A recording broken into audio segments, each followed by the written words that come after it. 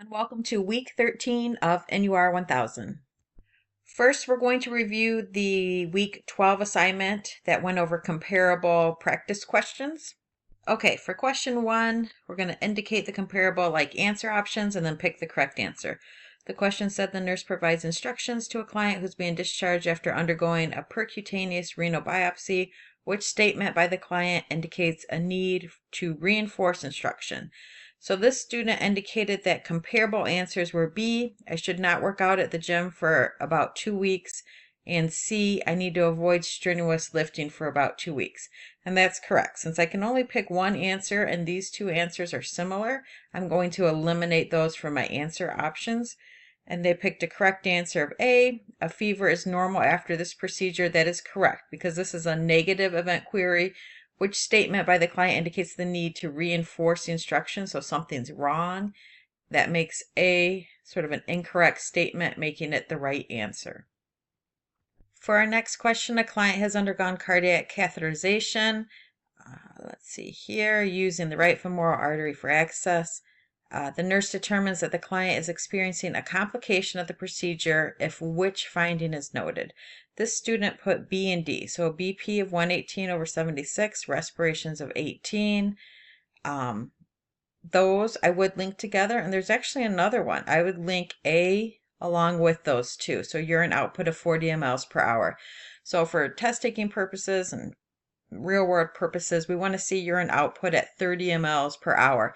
We can get a little bit more precise and use a formula that is weight based, but if you ever see like so many mLs per hour for urine output, we want it above 30 mLs per hour. So all these are pretty normal, so we could link those together and eliminate them, leaving C is the correct answer. Pallor and coolness, so sort of white in color, cool.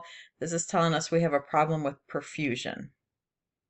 Next question, a child newly diagnosed with type 1 diabetes mellitus who is receiving insulin suddenly experiences signs of a hypoglycemic reaction. Which item would the nurse give to the child immediately? For this answer, the student had B and C as being similar. I sort of lump the half teaspoon of sugar or half teaspoon of honey being similar. Those are not correct because they're not enough sugar basically to treat a low blood sugar incident. And if you don't know that now, don't worry about that. That's coming for you about sort of calculating carbs for a diabetic patient. The correct answer for this one is actually B, 8 ounces of skim milk. Last question, you have a medication prescribed to treat heart failure. After administering the first dose, the nurse will specifically monitor which parameter is the priority. Similar answer options A and C, both related to the respiratory system. That's correct. Correct answer is D, blood pressure. If you don't know it now, don't worry, but you'll learn in the near future that medications that end in PRIL, PRILs, those are ACE inhibitors frequently used to treat cardiovascular problems. They'll result in a decrease of blood pressure. Now let's look at your week 13 expectations. All right, for this week, week 13, you are currently listening to the week 13 greeting recording. Reminder, your group project is due by Tuesday the 12th by the end of the day. Got to make sure that you get that in. 2 assignments then, in addition to the group project, there's a peer review for the group project activity as well as a quiz number 3. This is your final 25-point quiz. It must be done by Sunday. At the latest. So quiz number 3, really important to get on your schedule, needs to be done by Sunday.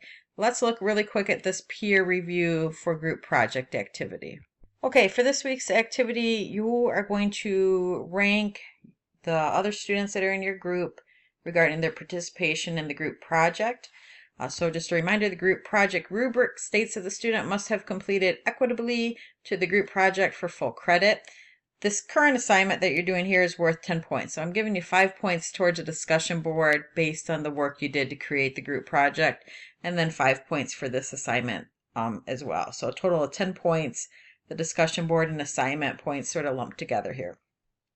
So the answers that you're going to answer here are, the questions you're going to answer. Please list each of the students in your group and rank their participation from 0 to 3. So zeros, they didn't participate at all. They might have said they were going to do something, but they never did anything. 1, very little participation. 2, acceptable participation. Or 3, fully participated.